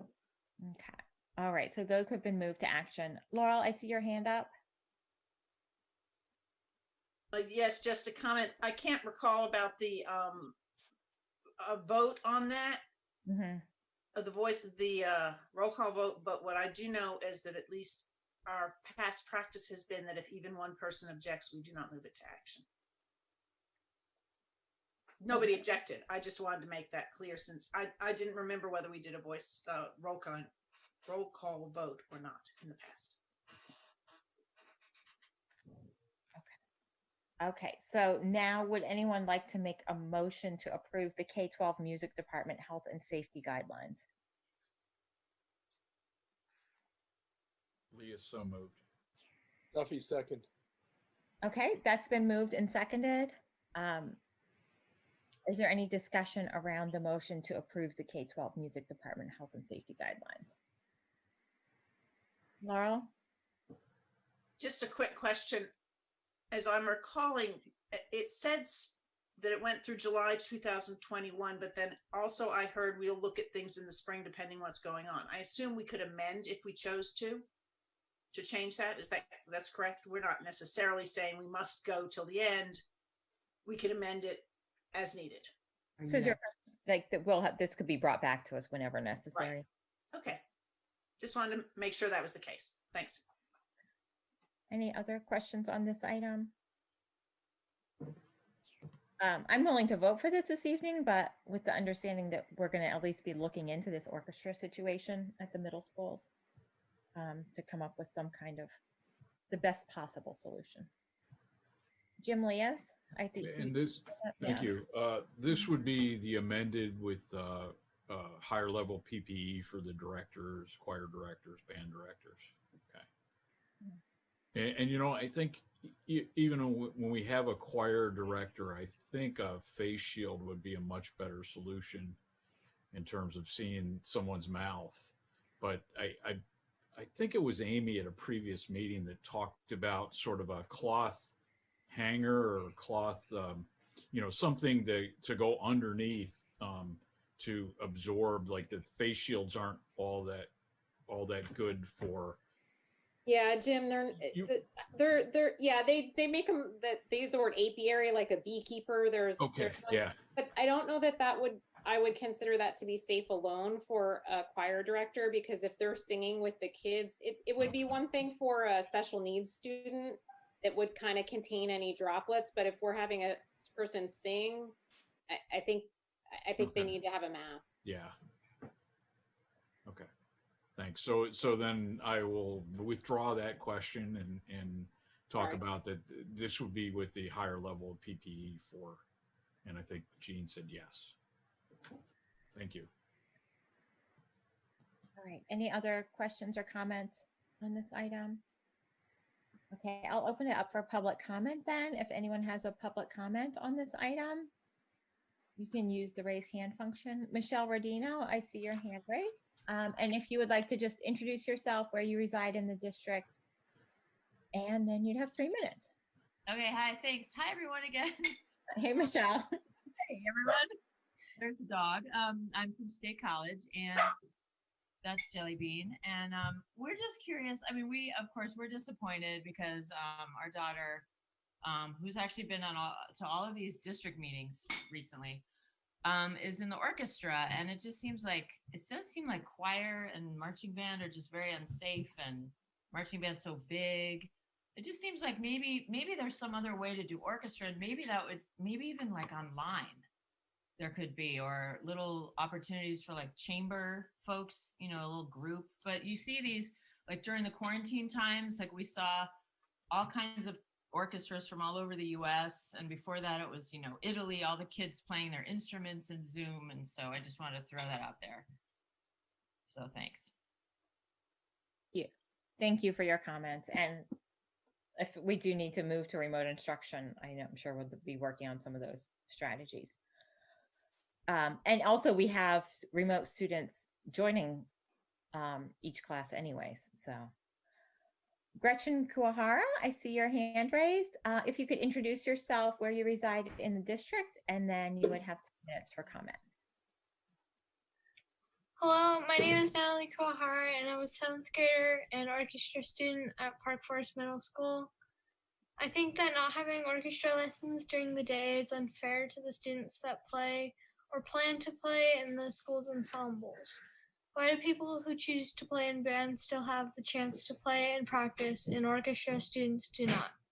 Thank you for your work putting this plan together, and I hope you include orchestra students in this fall's plan. Okay, thank you very much for your comments. Shelley Stoffels, I see your hand raised. If you could just introduce yourself, where you reside in the district, and then you would have 3 minutes. Thank you. Hi, I'm Shelley Stoffels. I reside in the borough, and our son is in the high school, and he has 2 of his 4 classes this fall are music classes. So I waited with you to the end last night to get to this plan. But we have made the decision that he's going to start fully remotely, but how these classes are conducted still affects him in terms of, you know, what the students in person are doing will affect the experience remotely as well. And so a very specific question about the plan is that I did not see the high school advanced strings course in the plan. I don't know if it was covered like considered with orchestra ensembles, but those began by saying try to delay until spring, and the high school advanced string course is scheduled for fall, not spring. So I just wanted to find out where it was in the plan. And then again, overall, thank you for considering all of this in so much detail. Okay, thank you. Am Maybe I'll- I allowed to address a question like that? That might be Okay. helpful. Yeah. It wasn't named specifically as advanced strings, but high school orchestras appear on page 18 of the plan, and they will be continuing as scheduled. And they just weren't mentioned specifically. It says high school orchestras. That includes the 9th grade orchestra and the advanced strings. You want me to add? And also, there are instrument lessons on string instruments and brass, woodwinds, and percussion happening in grades 6, 7, and 8 at both middle schools. The lesson and lesson groups are happening. That was from a previous question. Thank you. Molly, thanks so much. Deborah Anderson, I see your hand raised. And if you'd like to just introduce yourself, where you reside in the district, and then you would have 3 minutes. Hi, my name is Deborah Anderson. I live in Ferguson Township. I assume you can hear me? Yes, we can hear you. Yes, great. I just wanted to say thank you for your support of the music program. There are a lot of kiddos who are really looking forward to doing their music programs, band, orchestra, and choir. Marching band in particular, because it's already begun and they really, really would like to be able to play their instruments as well. And I just wanted to say thanks for your very careful consideration, and thank you for your support of the music program. Thanks. Thank you. Okay. Is there any other public comment on this item? Jennifer Pensack? And if you'd like to unmute yourself and introduce yourself and where you reside. Hi there. My name's Jennifer Pensick, and I live in Ferguson Township. And I have more of a question. I apologize, but I hung out until 1 o'clock, so I think I'm playing catch up just like everyone else. So my son is actually going into 6th grade, and he'll be, I guess, doing orchestra if there is some sort of orchestra. So it's more just a question, if orchestra isn't built in to the day, and I know that there was talk about before or after school, will there still be some sort of instrumental lessons during the day if it's not orchestra? And I apologize if that was addressed or not.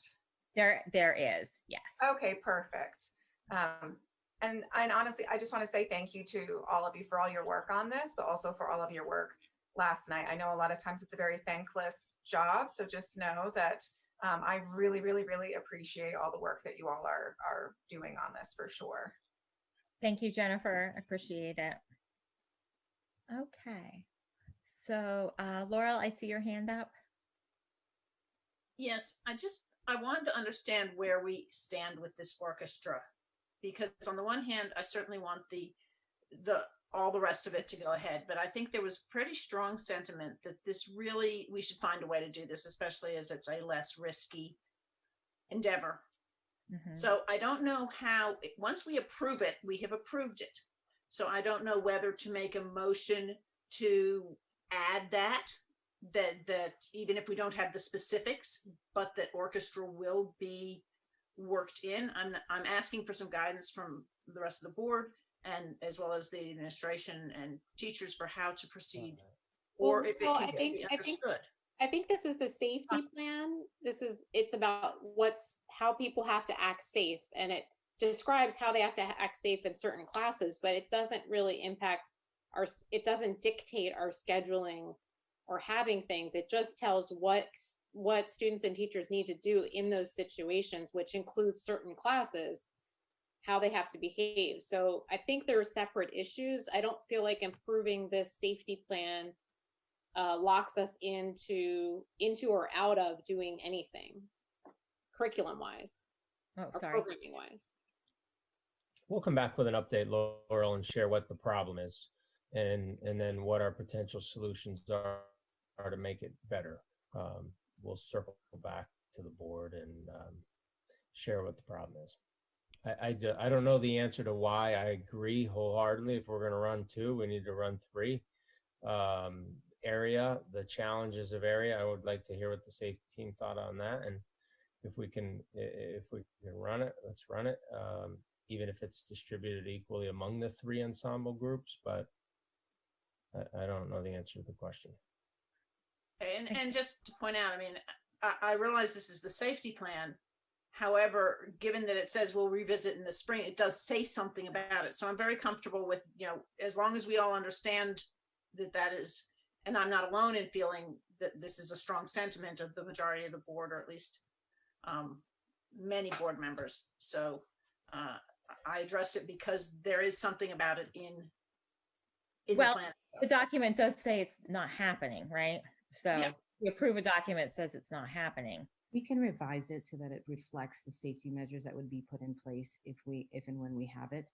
Like Amy said, I agree, this is the safety document, it's not the ed model. The ed model then would address how they're going to offer that. So we could put the safety measures in here related to orchestra so that it's there.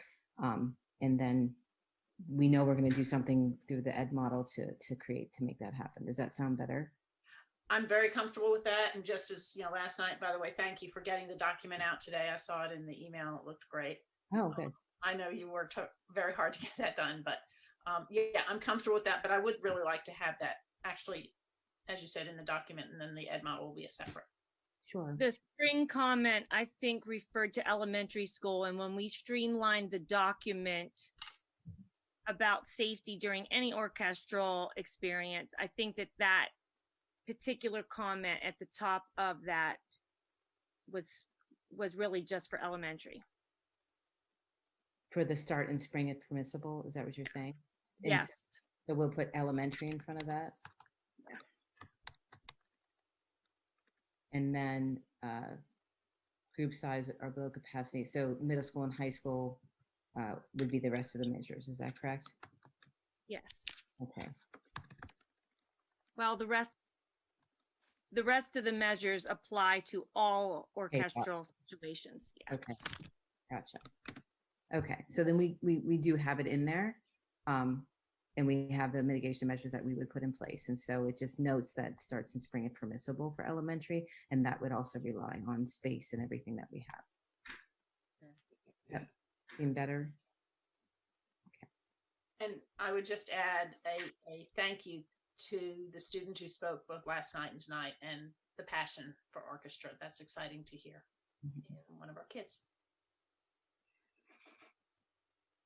Okay. Yeah, I certainly agree with Laurel's concern that we make sure that having orchestra as a program at the middle level is reflected in this document. Okay. All right. Any other comments? Okay, we'll have a roll call vote then. Ms. Zidney? Yes. Dr. Bader? Yes. Ms. Bedell? Yes. Ms. Brandt? Yes. Ms. Concepcion? Yes. Dr. Duffy? Yes. Mr. Hutchinson? Yes. Mr. Leos? Yes. Okay, that item has passed then.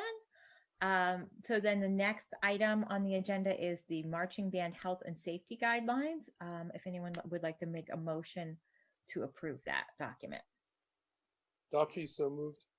Leah, second. Okay, that's been moved and seconded. Any questions or discussion around that document then before voting?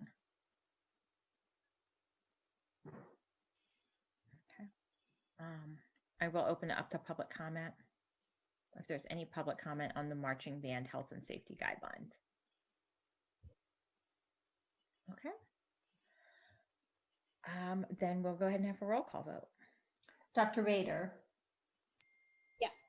Ms. Bedell? Yes. Ms. Brandt? Yes. Ms. Concepcion? Yes. Dr. Duffy? Yes. Mr. Hutchinson? Yes. Mr. Leos? Yes. Ms. Zidney? Yes. Okay. All right, so that item has been approved. So the next item on our agenda is board committee reports. So thank you very much to Molly and Paul for being here this evening. Really appreciate all of your work on this over the summer, and I'm glad you'll have a plan for going forward. And thank you as well. And thank you for your time last night. I can't even begin to apologize enough for having kept you up all night for no good reason. For very good reasons. Good for you. Yeah, Thank very you. good. Thank you. Thank you. So Culture, Climate, and Learning Committee met its upcoming meeting on August. I'm not sorry, it's not a report from it. It is an upcoming meeting to announce on August 26th at 10:30 a.m. And then if there are board reports, Central Intermediate Unit, Dan, do you have a report?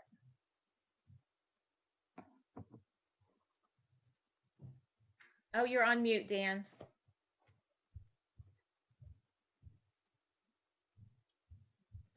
Oh, Dan, we can't hear you. I'm all right. Oh, there we go. Yeah, it's okay. Yeah, I wanted to catch everybody up on the July 23rd meeting of the IU board. We really acknowledge the very first meeting by our new executive director, Dr. Francine Endler, and she had photographs of her oath of office with Judge Ammerman from the Clearfield County Court, and we just generally were excited about having her in a leadership role with the IU, and just looking forward in terms of the kinds of good things that can happen with the intermediate unit under her leadership. The IU reorganizes itself in the first meeting of January every year. So we had appointment of the president and vice president, and as it turned out, I was invited to continue in the role of president, and Mrs. Ruth Saub was appointed or was nominated and chosen to serve as vice president. And so we think there's a lot of advantage to having those of us who have experience to continue with Dr. Endler as we move into the coming year. There was among the agenda items included the approval of the health and safety plans for IU programs, special ed programs, for the early intervention program, and for the adult ed program. We continue with a study of the facilities needs of the intermediate unit, and included in the discussion at that particular meeting was an analysis of the financial requirements for, among other things, our current facilities, but also looking at the proposed renovation and construction of offices and training facilities in place, particularly in place of the Center County facility.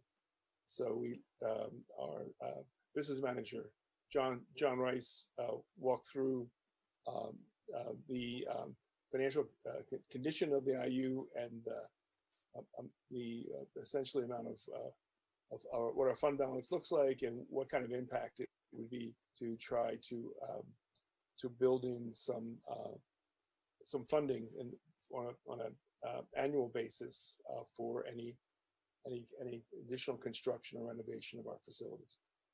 And our next meeting is next Thursday. Actually, we'll have a meeting on this Thursday with Dr. Endler and with the board secretary, and we'll review that's how we do agenda planning, and we'll have a meeting of the full board next Thursday. Thank you. Okay, thank you, Dan. NSBA, PSBA, David, do you have anything to report? Yeah, I have a couple of things. On Monday, PSBA gave out a legislative alert asking our leaders to take a moment to contact Governor Wolf and urge him to take executive action before the school year begins to provide temporary limited liability protections for schools in light of the pandemic, which required rapid decision making and now continues to require make health-related decisions. Despite all the planning and preparing and all that, it puts us in. There's no guarantees that schools can prevent potential exposure. So as schools reopen, they will need to enhance protections for frivolous and opportunistic lawsuits. That was the legislative alert. The other item, and I'll read briefly here, part of the kind of a new version of the PSBA Success Starts Here program. And what they're asking for is that, let's see here if I can find the right phrase.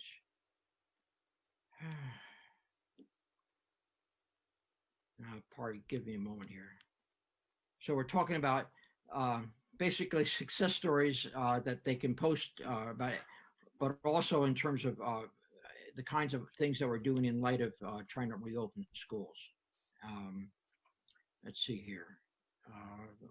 I apologize for this. I couldn't read two things at the same time.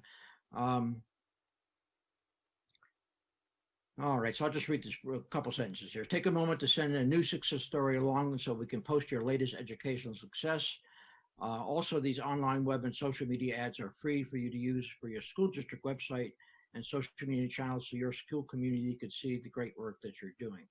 So there's going to be a whole public relations campaign around public education, and they're asking us to contribute to that. That's what I got. Great. Thanks, David. Okay, so our liaison for the Ed Foundation is not here. Randy, do you know, is there anything that we should be aware of in regard to the Ed Foundation? They have already approved supporting some of our needs at the elementary level with some of the funding that has come in through the pandemic, specifically to help out some kindergarten students. And they've also asked me to provide a list of needs at the secondary level as well as additional critical needs. And we're very excited about that. They are planning, they have originally had moved the May 2020 Maroon and Gray event from May to November, but it's now been canceled by the location. So it's been rescheduled for May of 21. Other than that, they're just pretty much trying to wave this new life that we're living and look for ways to get the word out and support the school district. Okay. Thank you so much, Randy. And maybe if you could express all of our gratitude for what they're doing to help, particularly during these times. They've been very nimble. So. Sure, I will. Thanks. So CAC reports, have there been any CAC meetings that any board members have attended? Okay. I know we had put out just a question in regard to CAC for technology. I know we had put out a call for potential new members, and so I was wondering if that might be something we would be looking at in the near future. Yes, I was going to try to raise my hand, and you beat Oh, me. sorry. No, it's okay. So we, Justin and I, we put out a call, and we've identified several individuals that fit the demographics. We have, a teacher, a coordinator, and then some citizens that are on the committee. And so we're going over those now, and I would hope to see in the next two meetings a list of a letter to recommend the following people to the CACs. And right. I think traditionally we had also provided you with a quick resume, a couple paragraph resume about what the person's technology qualified or teaching and learning. We sort of emphasized people with backgrounds in teaching and learning with technology to advise, about the existing remote situation, the existing synchronous remote situation, and then in the event that we have to go all remote. So. Great. Yeah. All right. Thank you. That's helpful. So we've, there weren't any other CAC meetings then, right? Since the last time we reported. Okay. All right. Future agenda planning. Our next full board meeting is August 31st. And if anyone has any agenda items for that meeting, could reach out and let us know. So, okay. Amber, I do think just for fall sports, I know there's some things happening with the PIAA, and then Once we hear from them, we'll interface with our safety team and bring things back to the board as we learn more. But I saw the question in the chat room on that, and I've received quite a number of questions as well. So that'll our plan is to be asking board leadership to put something on for the 31st, no doubt. Okay, great. Thank you. All right. So with that, I'll be looking for a motion to adjourn to executive session. So moved, Peter. Okay, that's been moved and seconded. All in favor of adjourning? Aye. Anyone opposed? Okay, we are adjourned. And board members, you should have the exec session link in an email from yesterday. So thank you, everyone. And thank you, everyone who is here this evening with us via the Zoom.